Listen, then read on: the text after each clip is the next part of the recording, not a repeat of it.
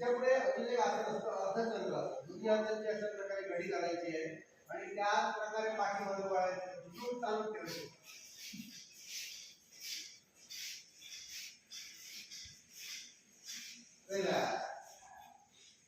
अर्धउष्ट्रासन, त्यानंतर अर्धचंद्रासन झालं आणि आता पुढचं आहे आसन त्याला उष्ट्रासन म्हणतात. उष्ट्रासन कसं करायचं? दोन्ही हात असे घ्या, दोन्ही हात असे उजवा हात अशा प्रकारे वर घेऊन उजव्या पायाच्या तळव्याच्या वर ठेवण्याचा प्रयत्न.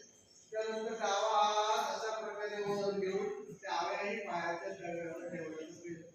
नजर पाठीमागे बघण्याचा प्रयत्न, छाती वर काढण्याचा प्रयत्न आणि कंठ जेवढा ताण येईल तेवढा अनुभव करून घ्यायचा आहे आणि त्या ठिकाणी स्ट्रोक चालू ठेवायचा.